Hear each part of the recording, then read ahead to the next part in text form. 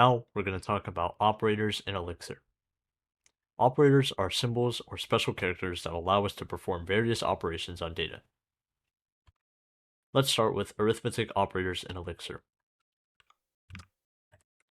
Elixir provides familiar arithmetic operators such as addition, subtraction, multiplication, and division, where addition uses the plus sign, subtraction uses the minus sign, multiplication uses the asterisk, and division uses the slash. Here, we demonstrate examples of arithmetic operators to perform addition, subtraction, multiplication, and division. Additionally, we use the rem2 function to calculate the remainder of dividing 10 by 3. Now, let's explore comparison operators in Elixir.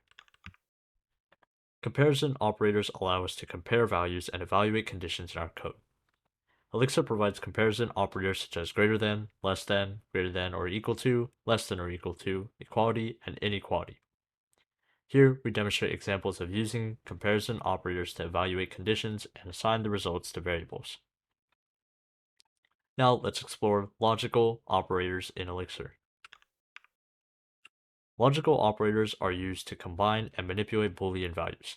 Elixir provides logical operators such as logical AND, which is the AND, and the logical OR, which is the OR, and logical NOT, which is the NOT.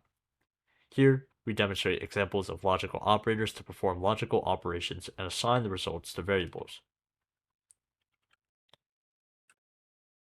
Lastly, let's dive into pattern matching operators in Elixir.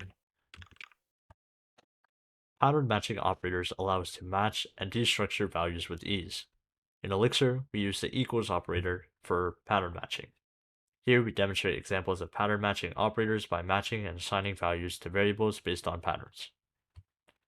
And that concludes our exploration of operators in Elixir. We've covered arithmetic operators, comparison operators, logical operators, and pattern matching operators. Understanding these operators is crucial for effective programming in Elixir.